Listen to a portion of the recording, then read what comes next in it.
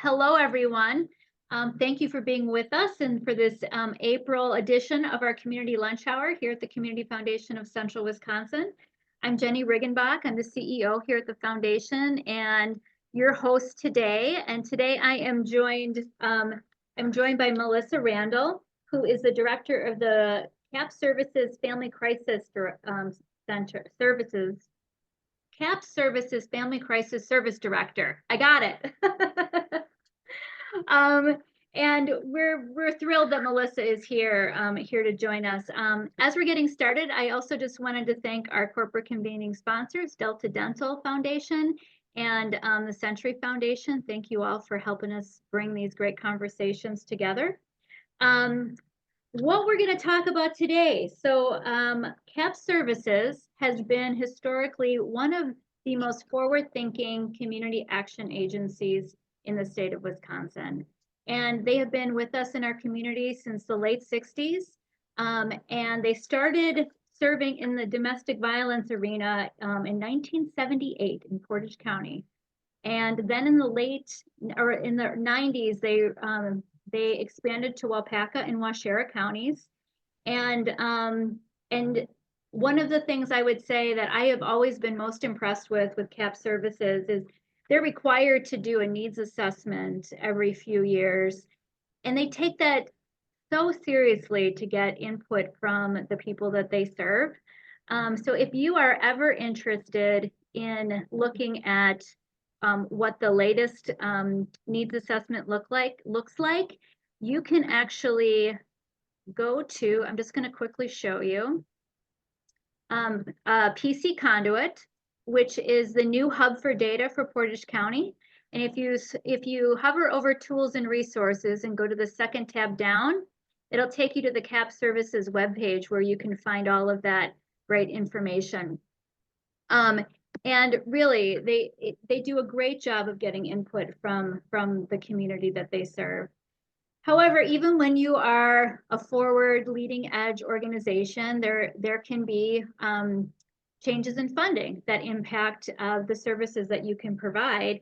And that recently has happened to the family crisis programming with CAP Services.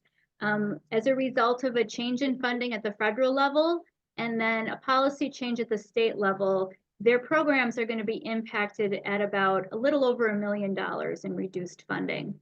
So we're going to learn a little bit more about that. Melissa's going to tell us about the programs overall, and we're going to also hear then again about the future of what services might look like with those changes. As always, don't forget to chat your questions or raise your hand. We really want to bring you into the conversation. So yeah, to get us started, Melissa, before we have you jump in and start talking about CAP Services, it's always nice to learn a little bit more about leaders in our community like you. Do you mind telling us a little bit about yourself? Yeah, so I'm Melissa Randall, and I've been with CAP it'll be 15 years this month. So I what first brought me to want to do this work was actually the youth shelter. And it was when I was in college. So I graduated here from University of Stevens Point, and I have my bachelor's of science degree, and I studied psychology, human services. So human services has always been something I wanted to do and focus on. And so I probably was like a year out of college, and I applied, and and then I started as an advocate, and then became a supervisor, and then assistant director, and then director in 2018. So it'll be 15 years this month. Wow. It's kind of a long time. We forget about that. So I am used to being a background person, not the front ground person. So forgive my nerves today. You're doing great. Well, thanks for sharing that. And I think we're going to hear a little bit about the youth programming because that's part of family Yep. crisis programming, right? Great. Yep. Awesome. All right. Well, I'm going to turn it over to you. Okay. You have some slides you're going to share with us and start telling us about the program. Yep. Let me make sure my screen share is correct. Is it correct? It is. It is. Excellent. No glitches yet. Okay. So what I wanted to first touch base on is another reason why I feel like you have long-term employees who are at CAP services is when your values align with the mission of your organization, which is transforming people and communities. So as Jenny shared, CAP has been here since 1966, and we're in 5 counties. So Portage, Wapaka, Outagamie, Waushara, and Marquette. I'm more specifically going to focus on Portage County today on the Family Crisis Center program. So, oops, I spoke too soon. So that's what I am going to be mainly talking about today is the services and programs in Portage County. So who we serve in our community is everyone. It's all ages, all genders. It doesn't matter how much money you make. We serve everyone who comes to our door and anyone who calls us. The 2 main areas that we focus on are domestic abuse and sexual assault, so victim services, and youth services, specifically for runaway, at-risk, and homeless youth. And all of our services are free and confidential for the clients we serve, so we never charge anything. So next, to myself, I have to tell myself. So what programs do we offer to the community at the Family Crisis Center? We have your emergency shelter, a 24/7 crisis line, outreach services, Hmong family strengthening, which we call HFS. Just like kind of, if you hear me say FCC, it's because we call Family Crisis Center FCC, just for short. And then runaway and homeless youth services. So the shelter has actually been serving the community for 45 years, which I think is amazing. And I did want to highlight this little plant here because this is going to be seen in a lot of my things. And the reason I put that in there is because I feel like that kind of represents like us and what we do, and what you see is, but you don't usually see the roots, right? So it represents growth, and it represents there's more to this little growth than you see. So if that's been a curiosity, that's why that's there. So how do we serve? The FCC is completely client-centered. We understand that people we serve have trauma, and how people respond to trauma is going to be different based on a multitude of things. But the purpose of how we treat people is meeting them where they're at in the moment, focusing on their strengths and needs, and we walk with them on their journey. We don't tell them what to do. So we advocate, we don't case manage. So we don't like make sure they do stuff. It's all based on them. So basically that leads into advocacy and what advocacy is. And that's navigating systems and offering community resources, navigating systems such as judicial, like for a restraint order, for example, if somebody is considering a restraint order or doesn't even know what one is, or how to get one, or if they should get one. Advocates walk them through the steps to that. They can walk them through what it looks like to go to the courthouse, safety planning around the courthouse, what that means and entails for them, and to prepare them for that kind of thing. So that's kind of how they navigate that. We respect confidentiality 100%. Not only are we bound legally to not share information, but you cannot have advocacy if you don't have trust. Also, we believe in and validate them. We listen to them. We believe what they have to say, and it takes courage to come forward and share your stories and to let them know they're not alone in this. We acknowledge injustice. It's not saying it's not their fault. It's no one's fault they're abused, and definitely no one deserves to be abused. We respect their autonomy. We believe that they know their situation best, and that they know how and what is best for them in their situation. And safety planning is usually at the top of our list of based on their needs. So how to enhance their safety? What kind of safety plans do they have? Do they have documents that they need? So it's basically individualized on each person we see. It's not a general thing that we do. It's all conversation pieces. So now we're going to kind of break down into the separate programs. So emergency shelter, and this one I'm going to talk about the adult and family shelter and the scope of that. So our adult and family shelter is for adults and families impacted by domestic abuse, sexual violence, and human trafficking. So this is for victim services side. And so these days are completely individualized. There are no time limits that we have in our shelter. When people come into our shelter that need shelter, the conversation starts right then. Like how long do you feel you need in shelter, so that it's no surprise to them, like when they're leaving. That's constant conversation. So there are no time rules. We have that conversation with them. Most people choose about 30 to 45 day stay. Some people stay 1 day, some people stay 16, some people need 2 or 3 months. It's all individualized on them. So what the shelter offers is support services, and support services can look like many things. It could be just emotional support. It can be counseling, not therapy. We're not licensed therapists, but counseling as in talking. It can be 24/7 walk-in services. So even though shelter is focused on not residential services, they can provide walk-in services for like say restraining order assistance or safety planning, whatever it may be, they can do that as well. And then they also do community connections, goal setting, and resources. So the nice thing about our shelter is our Portage County advocates, our Portage County outreach advocates have offices in shelter. So like during the day, the outreach advocates can assist with that walk-in. They can do like the restraint order or that contact, because we do only have one shelter advocate on duty at all times. So they have to answer the phone, take care of resident stuff. So they have a lot on their plate. So it's kind of this beautifulness for the continuum of services. So I am a data person, so I had to share data. So in 2023, we had 73 adults and 40 children stay in our shelter for 3,436 nights in shelter. And nights in shelter means each individual person is counted per their night. So that's how it adds up to those many nights in shelter. Melissa, how does that compare with your availability? We're always full. You're always full. Yeah. So that's what's, so because because we don't have stays that are like, I know that there are some shelters who allow like 30 days or not DV, but just like any general shelter, some are like you have a 30-day stay. It's easier, I think, for them to then have a waiting list and have people come in, but because we don't, it's very hard. So it is hard, to have openings when you don't really know when there's going to be openings. Sure. So yeah, we're pretty much always full.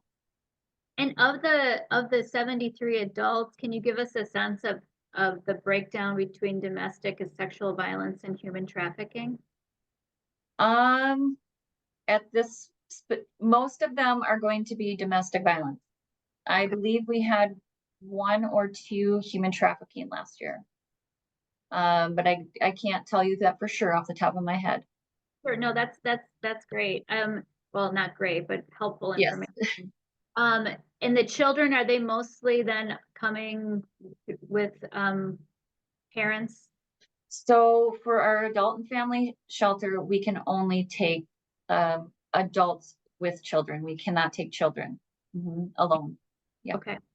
All right. Great. Thank you. You're welcome. Anyone else have a question before Melissa? Or did I hear? I do. This is Cindy Petruski. Hi, Cindy. Hey, Melissa. So do you not take teens anymore? We do, just not in the adult and family side of shelter. And our youth shelter is where we take the teens. Yep. So we're getting there, Cindy. She was just talking about the adult program first. Yep. For the victim services, domestic violence, sexual assault shelter is adults and adults with children. And then our youth shelter is 11 to 17 for runaway and homeless youth. All right. Okay. Any other questions on the board? Because I can't see chat. I think we're good, Melissa, if you want to keep going. Excellent. Okay. So the next thing that's part of our shelter is our 24/7 crisis line. So for the crisis line, the main types of calls we get are domestic violence, sexual assault, runaway and homeless youth, mental health and suicide, homelessness, and information and referrals. So the majority of the calls can come from anywhere because we literally have a hotline that's posted, and it has to be posted for anyone. In 2023, I just want to give you kind of a reference of how many calls. In 2023, we received 1,955 calls from the community. Callers can remain anonymous. So sometimes this gets tricky in how to report how many calls come from specific counties per se, but the majority do come from Portage County. And when I say we serve everyone, it's because when somebody calls us, they don't have to be a victim for us to serve them. We will serve people who call us. We're not just going to be like, well, I'm sorry, you don't meet our definition. We give them referrals, resources. We listen to what they're going through. Our staff are QPR trained. So for mental health and suicide, we saw that was a need, and people saw a crisis line, so called us.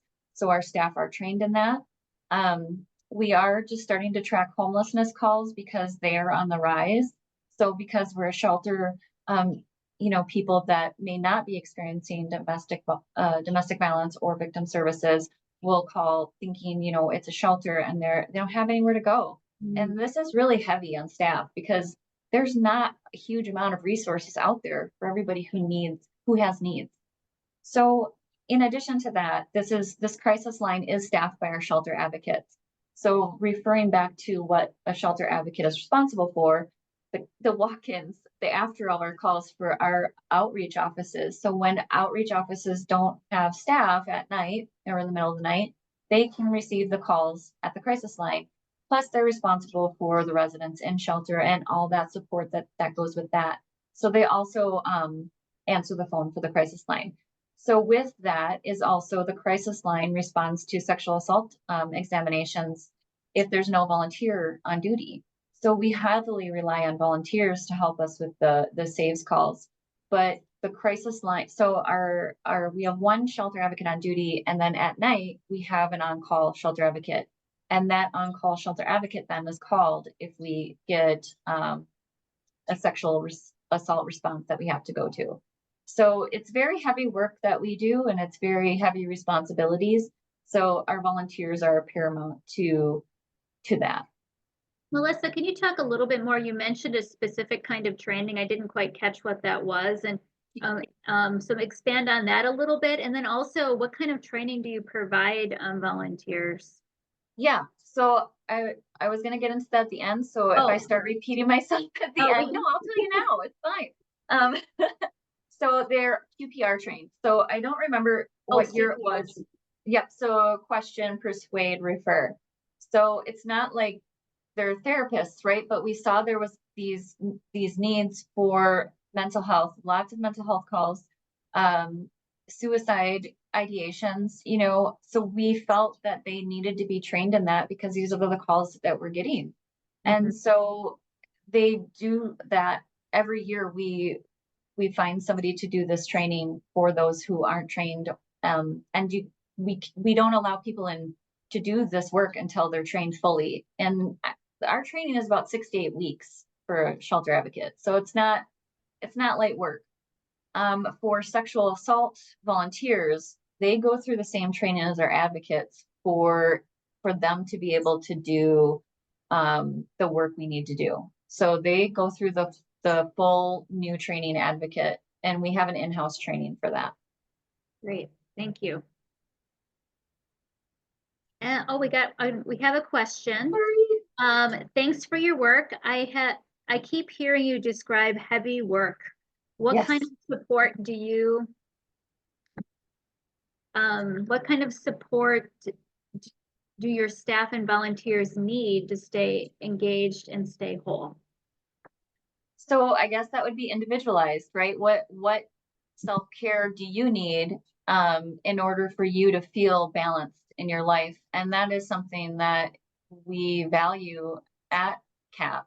And whether it's taking PTO, we do believe in mental health days here. So if you can't help, if you don't feel good yourself, you're not going to be able to be your best with your client.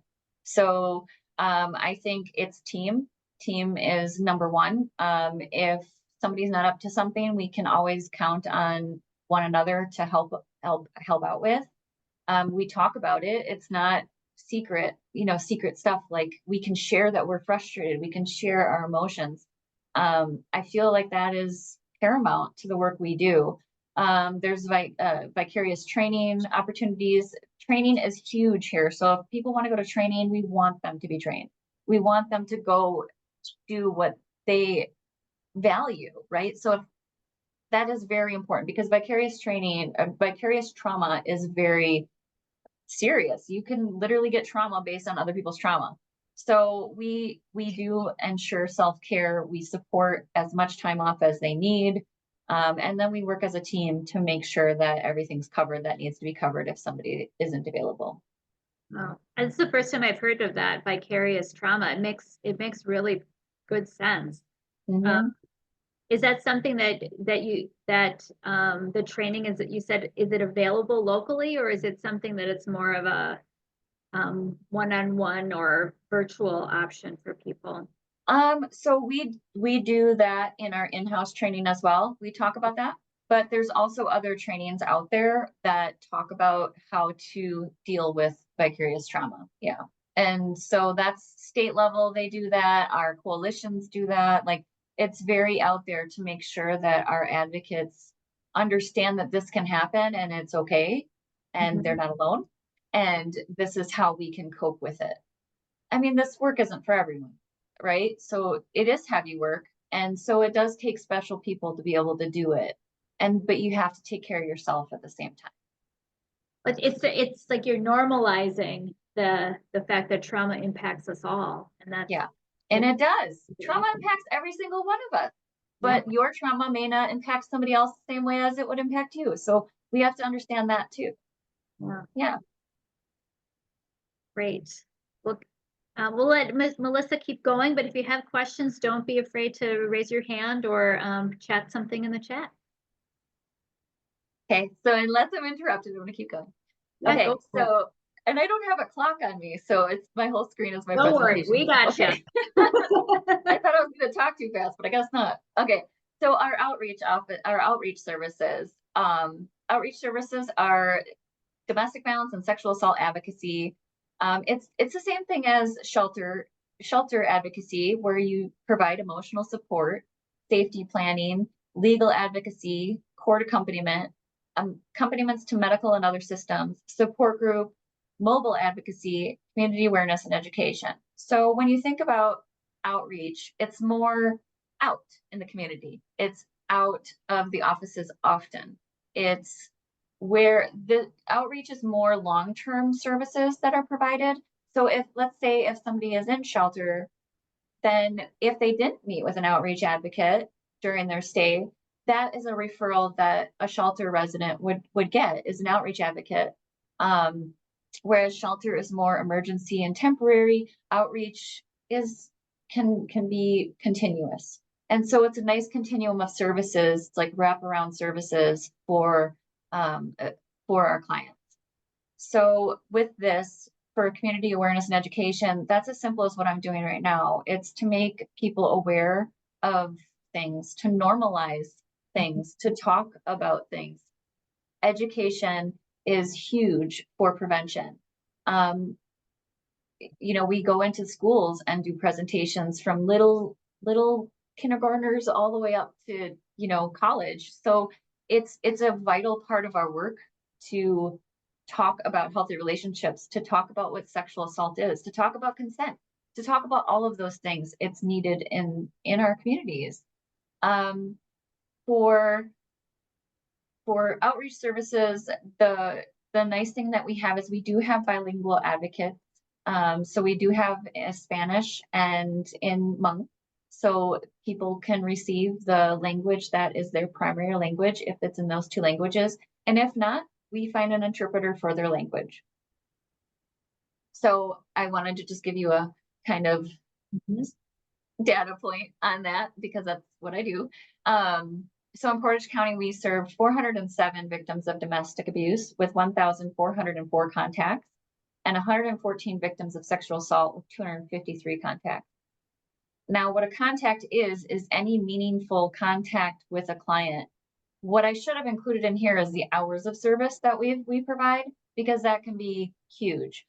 For an example, one restraint order can take 3 or 4 hours to work on with one client. So that could be somebody's whole day. So 1,404 contacts is meaningful contact with that client. That's what a contact means for us. Oh, and then I forgot to say what mobile advocacy is. So a lot of our clients, well, this kind of will relate to the Hmong Family Strengthening HFS, because HFS is the same services as outreach, but with a cultural understanding and by a staff member who is a member of that culture.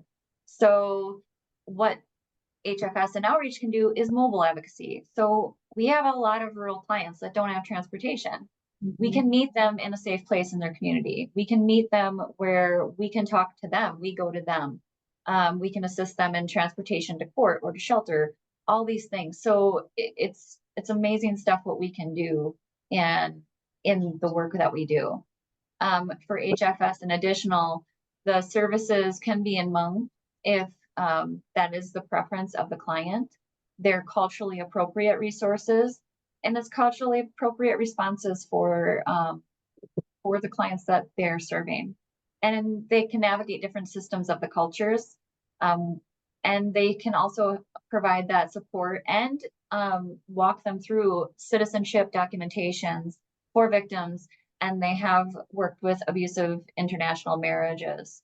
And what that looks like is it could be a victim here and a victim internationally. So it's very culture specific rather than the, mainstream English speaking services that aren't culturally focused. So, and if you really want to learn more about I'm going to put a little tag in here for Hmong Week, which is May 16th through the 18th, it's a celebration highlighting the Hmong culture, and there's going to be artists in Hmong, singing in Hmong, food, and it's going to be beautiful. So please keep your eye out for that. There'll be more released later on this month about where it will be and the events that are going on there. Awesome. And we're gonna talk about that too at the end. That'll be great. Melissa, you've got a question. Sure. John is curious, how has the need for your services been increasing over the years? Yeah. So the need for services has been exploding, I would say, in the past. During COVID, things definitely had a drop. And shelter never closed, though. We were open. Shelter still had residents in it. There was still a need. Outreach saw a drop, and now we're back on a huge rise. So the need is there. The need is constant. I don't have my numbers. I should have brought my numbers because then I could have showed you the reflection from 2023 to 2022. And but they don't see, so that 407, I believe, was higher than 2022. So, and if it's not higher, then it's same. So we can only, with the staff we have, we can only serve as many as staff can be available. So, Melissa, I know you and Kaying are working on a blog that will follow up on this. Maybe we could include some of those numbers there. Absolutely. Absolutely. Wonderful. Great question, John. Yes. So in 2023, so we only have one HFS advocate at this time. They served 39 individuals with 432 contacts. And how HFS looks a little bit different is it's much more time for individual contacts than the regular outreach services provides. So it's a lot more in-depth navigation. So then we're on our runaway and homeless youth services. So what services we provide here are shelter for ages 11 to 17. And these are runaway, respite, and emergency placement. So literal runaway can come and stay at our shelter. There are things we have to do to navigate that, but they can. And we are a licensed shelter for youth. So respite is like, say there's breaking points with family and there's family dysfunction that they just can't work through. We can take a youth from a parent for a respite stay. And then there's emergency placement. Emergency placement is a last resort for an emergency placement when foster care can't be found. So it's a very last resort thing. So our shelter is for that side. So both of our shelters are connected, but they're separated. So our youth shelter is on one side that can take the 11 to 17-year-olds. which is for runaway and homeless youth and at risk. And then the other side is for our victim services. So 2 separate shelters. And Melissa, So- what does a respite look like? How much time? Is there a? I wouldn't say, well, in general, I would say it could be a night or a weekend. Okay. It's usually not longer than that. It's usually a night or a weekend, because what we also offer is family mediation and support services. So our goal is not to have people in shelter. The funding and the grantors, they actually want you to divert from shelter if we can. I mean, shelter is not a place for a kiddo to live, you know? So that is actually our goal, is family mediation and family connectedness. So we can work with them on that mediation and crisis counseling, and working with both of the youth on safety strategies and the adults on safety strategies, both of them with coping strategies, and then the youth with healthy relationships, and that can go a long way too, and the information and referrals. So we also offer a teen group as well. And then did I touch everything on that question? I think so. Yeah, great. Thank you. So then in 2023, we had 26 days with 66 nights in shelter. So what stays looks like is sometimes we have more than one youth come back per year. So I wanted to represent how many stays we actually had. So that's 26 individual stays, but it could be more than one time a youth came back. So it's 26. Is it safe to say that you have 26 beds then? Or are there? No. This Okay. is for the whole year. We have 6 beds. You have 6 beds. Yep, for youth Oh. shelter. Yep. Okay. I see. So okay. yeah, it's 26 total youth stays during the year for 66 nights in shelter. And Okay. we can only have youth in shelter for 20 days. That's the max for our shelter care license. And that's a licensing? Yep. Great. And it's a state licensing requirement. And just up to 6 individuals at a time? It can be up to 6 individuals at a time. We try not to pack youth in shelter like that. We have to definitely think of who's in shelter at this moment. So there's a lot of strategizing with that. However, if we did have youth in shelter, it could only be 5 at a time, because we always have to have a bed open for a runaway. So if that makes sense, we always have to have a bed open that's available for someone who has no place to go. Thank you. Yeah. And on top of that, for our youth services, we also do street outreach, which is going out into the community and purposely looking for youth who may be homeless, or presenting our information for those at risk. And this could be, we go to schools, we can go to the parks, we do whatever. We get calls all the time about, hey, I see so-and-so, could somebody do something about this? And then we can be around to talk about our services that we offer people. So we not only our shelter, they also do a youth focused type of outreach, if that makes sense, but it's just not victim services. It's youth services. So we're on to our future of services.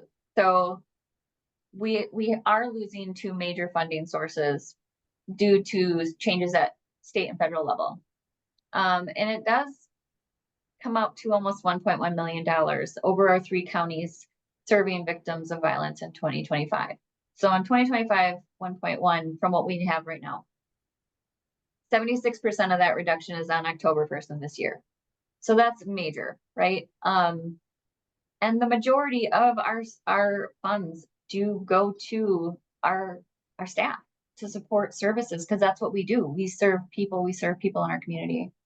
So we are applying to as many things right now to make up for as much as we can, so that we can continue the services we are providing the community.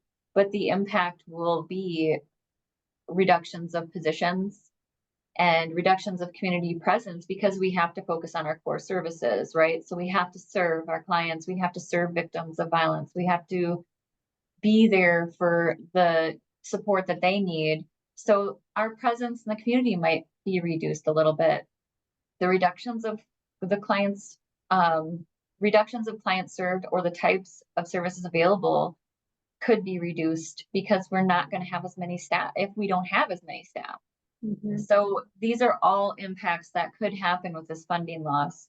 And right now we're not really sure how many staff would be affected because we won't know for some of these grants if we're going to get it or not until September or November.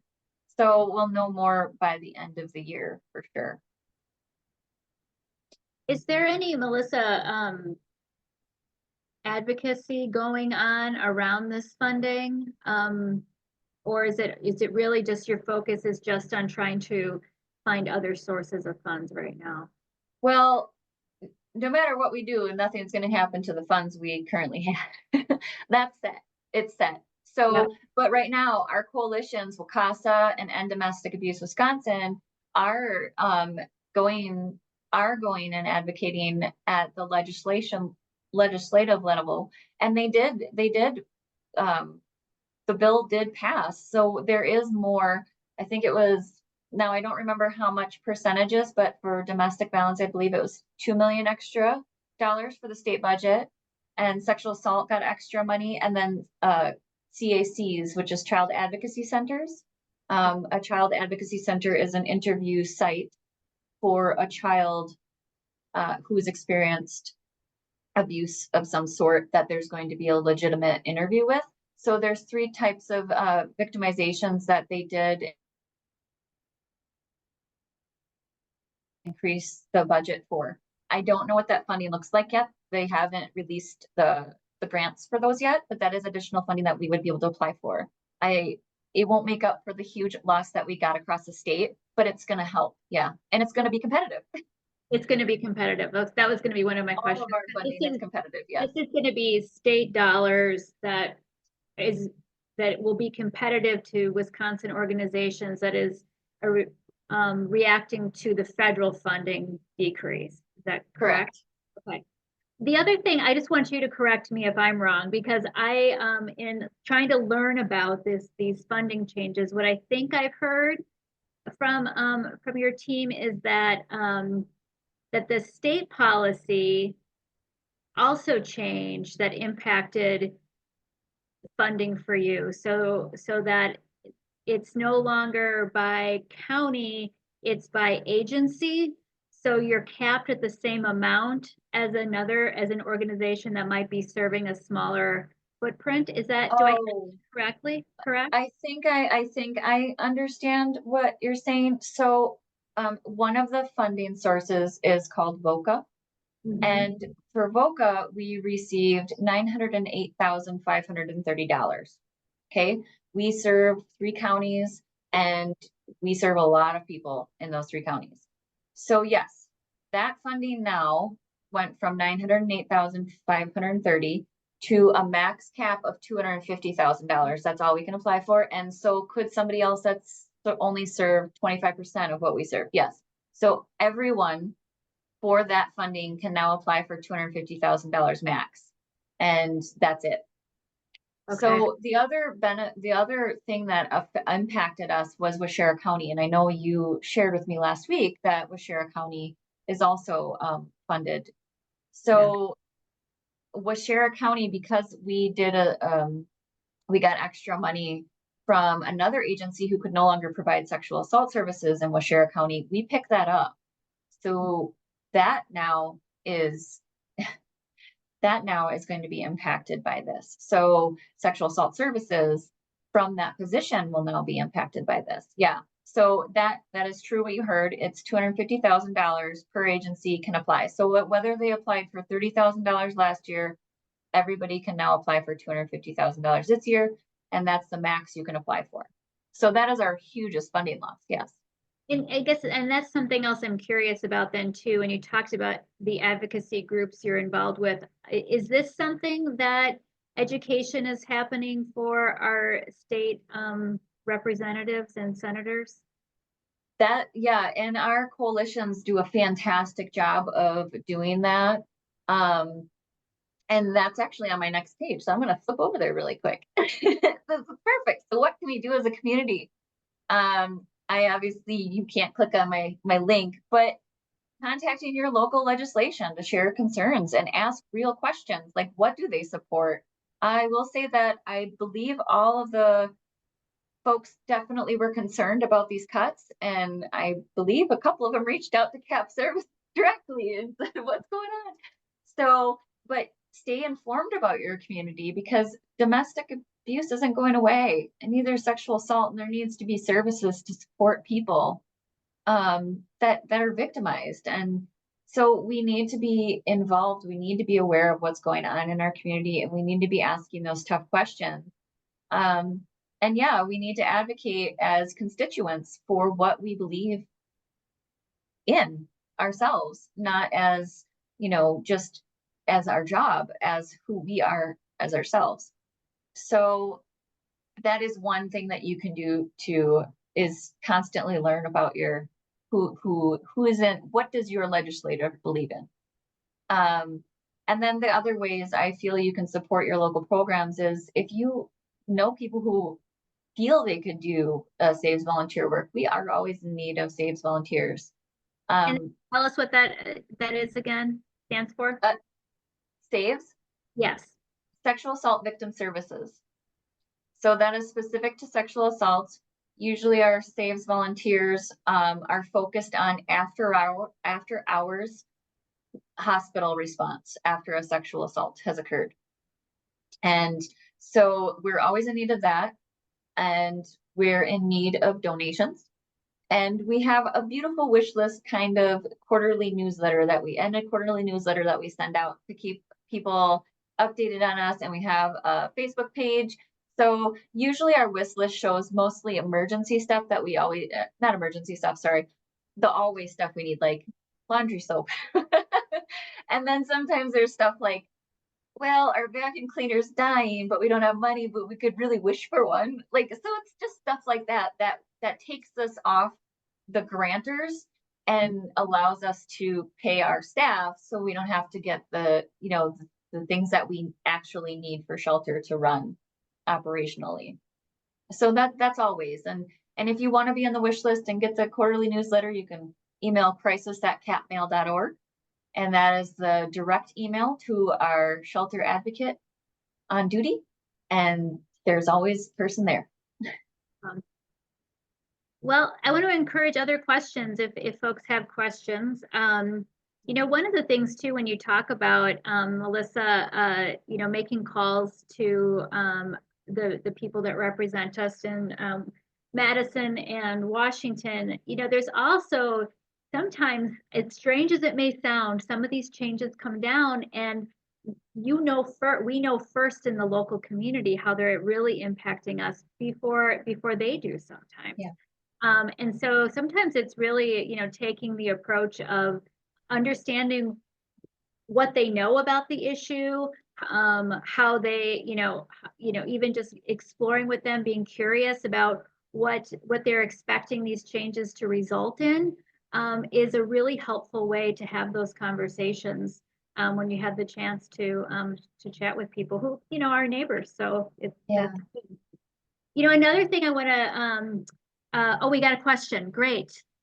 From Phyllis, what is the process to which to volunteer? Can you walk us through a little bit on how to volunteer? Sure. So on our capservices.org website, there is also a place where you can apply to be a volunteer, or you can contact crisis@capmail.org and let them know you're interested. And then the person who coordinates our volunteers will contact. And so you would have to fill out an application. And there is also a background check that will be needed. And, because we have to do background checks on our volunteers and our staff. And then if you're still interested, we usually have an interview, talk about it. We're very real about the work we do. So we'll definitely tell you what it looks like. And then you get fully trained. And then once you're fully trained, you can become a volunteer. Great, thank you. Thank you very much. Thanks and then for asking. Ongoing training then too, correct? Like it's ongoing training. Great. Very good. All right. Well, please keep the questions coming.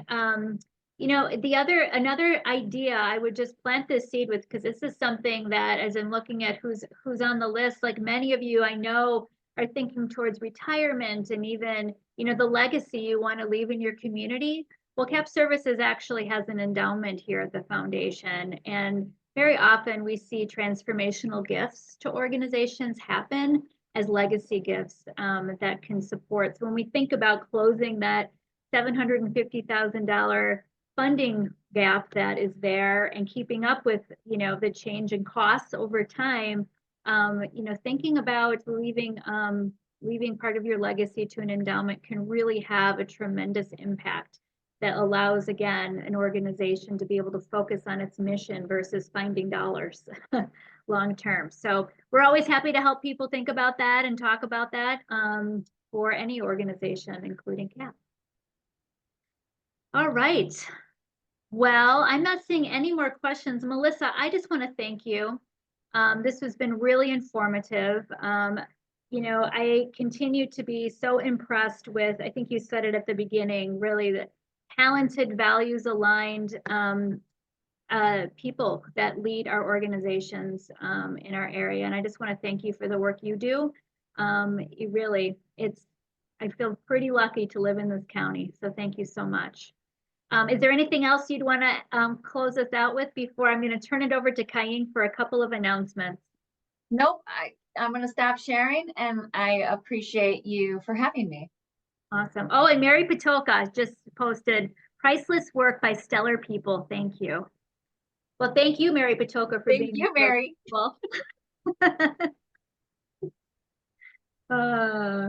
Did you want to say anything, Mary? Just wave. Okay. Nope. All right, Kaying, do you want to tell us about our next community lunch hour? Yeah, the next community lunch hour will be Monday, May 13th at noon, as always, and we'll be joined by Anne Vang, who is the co-founder of the Hmong Shipa Shikhe Fund, and it's a scholarship fund hosted here at the Community Foundation. And we'll also be joined by Cindy Yang from CAP Services. So you guys are doing great work at CAP Services. And she will talk about Hmong Week, which will occur May 16th through 18th, and speak about some of the local initiatives that are happening to help the next generation of Hmong students and families. So we look forward to having everybody consider joining us. Oh, thank you very much, Kaying. Also, a little bit before that, on May 2nd, the Women's Fund of Portage County is it May 3rd? It's Friday, May 3rd. It's hosting, its luncheon is back after some years of COVID and other things. So we're really excited. If you're interested in attending, please reach out. Tickets went on sale last week, and there's an incredible data-driven presenter coming, Dr. Laura Dresser from UW-Madison. So it should be a really great presentation, a wonderful time to be together and continue to learn about the needs of our community. So yes, wonderful. Thanks, Kaying. All right, everyone. Well, I hope you have a great rest of your day.